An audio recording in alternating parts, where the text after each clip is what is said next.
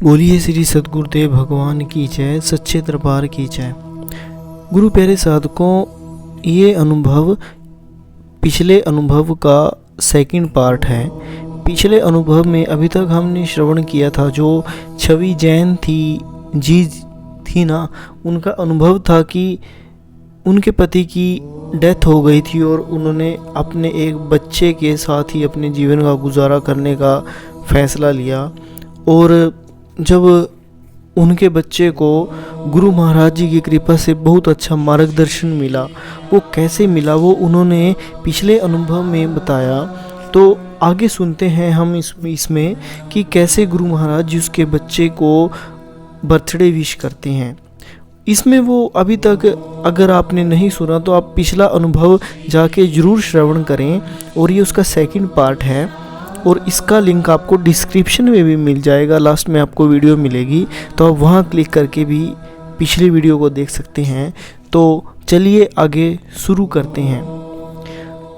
वो बताती हैं आगे कि हम नहा धोकर आश्रम के लिए निकल गए और आश्रम में जाकर हमने सबसे पहले गुरु महाराज जी के स्वरूप के आगे प्रणाम किया और फिर साधना में बैठ गए। साधना में बैठने के कुछ मिनटों बाद ही अक्षित को अनुभव होना शुरू हो गया। उसने देखा कि वह एक बहुत बड़ी आलीशान हवेली में है। उस हवेली में बहुत सारे कमरे हैं। अक्षित ने एक एक करके सब कमरों के दरवाजे खोलकर भीतर झांका, पर सब कमरे खाली थे। किसी भी कमरे में ना तो कोई सामान था और ना ही कोई व्यक्ति। अब अक्षित आखिरी कमरे तक पहुंच गया। उसने जैसे ही इसका दरवाज़ा खोला तो हैरान रह गया। कमरे में हल्की हल्की रोशनी थी और मधुर सा संगीत सुनाई दे रहा था। उसने दरवाज़ा थोड़ा सा खोला तो देखा कि वह कमरा खूब अच्छी तरह सजा हुआ है। गुब्बारे, झाड़ियाँ और गुब्बारे लगे हुए थे उसमें, और फूलों की मालाएं झाड़ियाँ जैसी बनी हुई थी। उत्सुकतावश उसने पूरे कमरे में नज़र दौड़ाई। कमरे के बीचों बीच एक टेबल भी थी और उस टेबल पर एक बहुत ही बड़ा केक रखा हुआ था। ज़रूर वहाँ किसी का बर्थडे मनाया जाना था। उस कमरे में कुछ ऐसा ही डेकोरेशन थी, क्योंकि वहाँ पर केक भी रखा था, डेकोरेशन भी हो रखी थी और फूल और लड़ियाँ वगैरह सब कुछ लगे थे। अब उसको अनुभव में और क्या क्या गुरु महाराज जी ने दिखाया। अब अक्षित ने धीरे धीरे उस कमरे में प्रवेश किया। उसके कमरे में प्रवेश करते ही एकाएक सब लाइट्स ऑन हो गई। पूरा कमरा प्रकाश से जगमगा उठा। ऊपर लगे फुहारे फूटने लगे। उससे उस पर फूलों की वर्षा होने लगी। साथ ही सारा कमरा इस गीत से गूंज उठा, happy birthday to you, happy birthday to you dear Akshit. अब आगे ज़रा ध्यान से पढ़िएगा। अनुभव में असली रंग तो अब आने वाला है, तो साधकों थोड़ा ध्यान से सुनिए इस अनुभव को। अक्षित ने जैसे ही नज़रें उठाकर सामने देखा तो सामने साक्षात गुरु महाराज जी को उसने खड़ा पाया। सुंदर से केसरिया रंग के रेशमी चोले में, दोनों हाथों से ताली बजाते हुए, साथ ही गाते हुए happy birthday to you dear Akshit. Akshit सुन सा खड़ा रह गया। उसे याद हो आई अपनी वो पंक्तियाँ, मैं अपने सब दोस्तों से कह दूंगा कि मैं अपना बर्थडे तुम्हारे साथ नहीं, अपने गुरु महाराज जी के साथ मनाऊंगा। इतने में महाराज जी ने टेबल पर रखी एक लेयर 7 अप कोल्ड ड्रिंक की बोतल उठाई, उसे जोर से शेक किया और फिर एकदम से खोला, ठीक जैसे आजकल की पार्टीज में बच्चे करते हैं।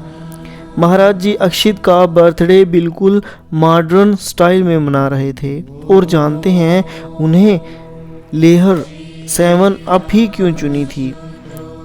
सॉरी, यहाँ पर कोई कोल्ड ड्रिंक का नाम है जिसको मैं सही से प्रोनाउंस नहीं कर पा रहा हूँ, तो आप समझ जाना, क्योंकि यह अक्षित की सबसे मनपसंद कोल्ड ड्रिंक थी।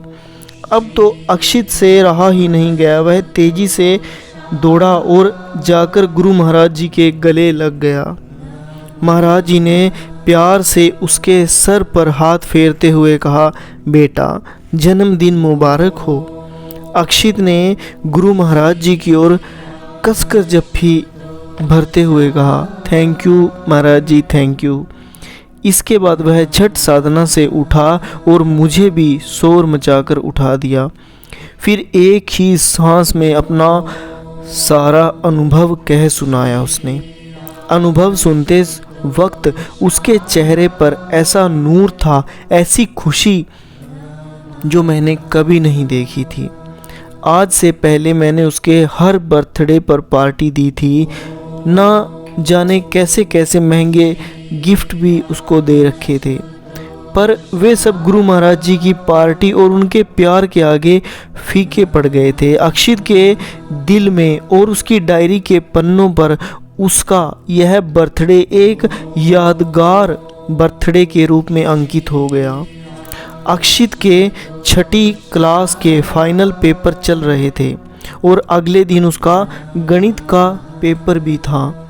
12 बजे के करीब उसका मेरे पास ऑफिस में फ़ोन आया। उसने कहा, मम्मी कि मुझे कुछ ज्योमेट्रिक के प्रश्न, जो कि ज्योमेट्री कोई सब्जेक्ट होता है,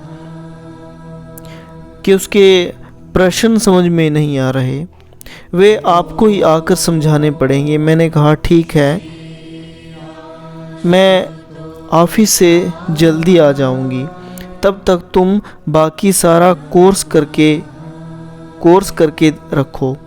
अब फ़ोन रखने के बाद तो मुझे टेंशन हो गई, क्योंकि शाम को मुझे गुरु बहन के साथ सेवा में जाना था। समझ नहीं आ रहा था कि क्या करूं। अक्षित को पढ़ाना भी ज़रूरी था और सेवा छोड़ने का भी मन मेरा तैयार नहीं था कि मुझे सेवा भी करनी। मन के अंदर भी ये लालसा बार बार उठ रही थी। काफ़ी देर तो मैं परेशान रही। खैर, फिर मैंने सब गुरु महाराज जी पर छोड़ दिया और सुमिरन में अपने काम में लग गई। ठीक 2 घंटे बाद अक्षित का फिर से फ़ोन आया, मम्मा अब आपको ऑफिस से जल्दी वापस आने की ज़रूरत नहीं है, मेरे सारे सवाल हल हो गए हैं। मैंने पूछा कैसे, किसने किए?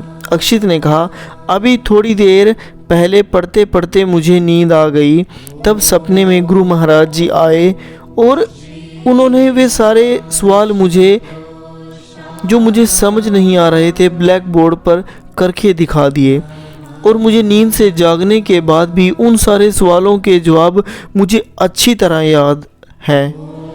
अक्षित की यह बात सुनकर मैंने मन ही मन गुरु महाराज जी को प्रणाम किया और फिर शाम को अपनी सेवा पूरी करके ही घर लौटी।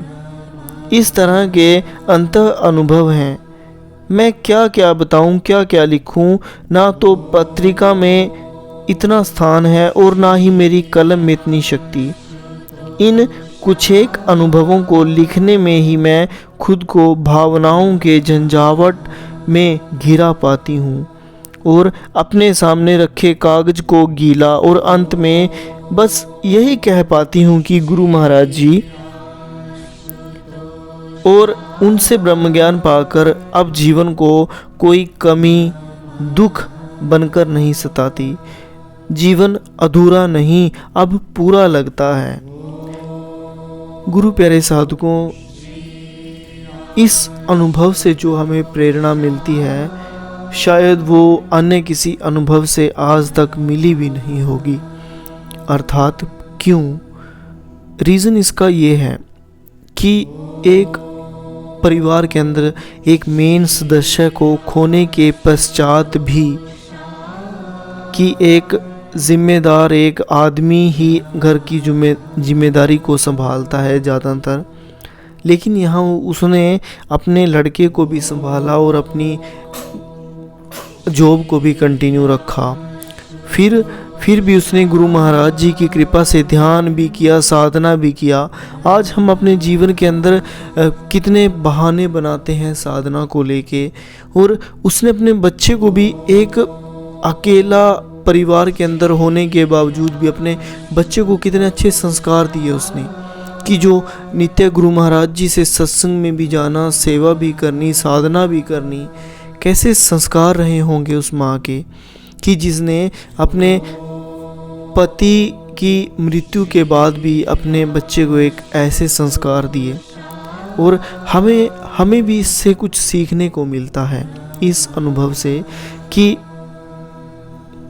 कमी को पूरी तो शायद नहीं कर सकते हैं किसी व्यक्ति की, पर गुरु महाराज जी ने यहाँ पल पल कैसे साथ दिया।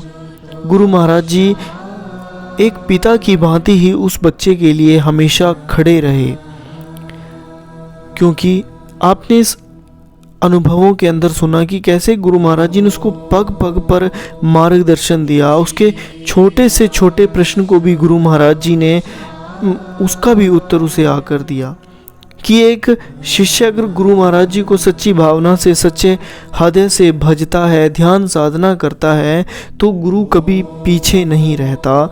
ये अनुभव हमें कुछ ऐसा ही सिखलाता है। तो हमें भी वैसा ही बनना है जैसा इस अनुभव के माध्यम से, ताकि हम भी गुरु महाराज जी की कृपा, उनके वात्सल्य को प्राप्त कर सकें। और हमें भी प्रार्थना करनी है कि हमारे बच्चे भी गुरु महाराज जी के प्रति ऐसी ही लगन रखें, तभी हमारा जीवन सार्थक है। क्योंकि एक बात आखिर आपने बहुत बार सुनी होगी, क्या बात? वो कहा गया है कि जब एक माँ बाप बूढ़े हो जाते हैं ना, वो करने के योग्य नहीं रहते हैं, तब उनको रोटी उनके बच्चे नहीं बल्कि बच्चों को दिए संस्कार दिया करते हैं। बस आप भी अपने बच्चों को ऐसे ही संस्कार दें, ताकि वो आपको भी भगवान तुल्य माने और आपकी सेवा भी तहे दिल से करें।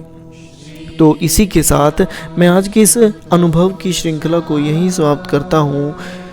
मिलता हूँ कल फिर एक नया अनुभव, नई श्रृंखला लेके, जो गुरु महाराज जी के लिए आपके दिल में एक अनूठी, एक विश्वास में जगह बना दे और आपको गुरु महाराज जी के रास्ते पर दोबारा से दौड़ा दे।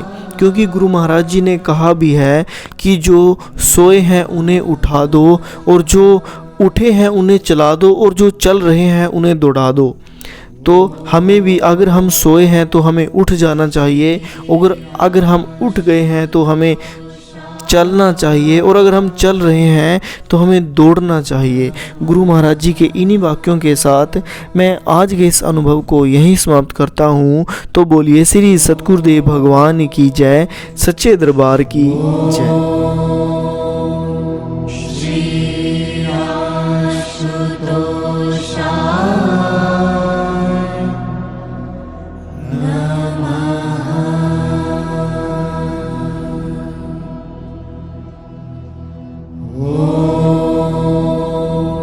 Shri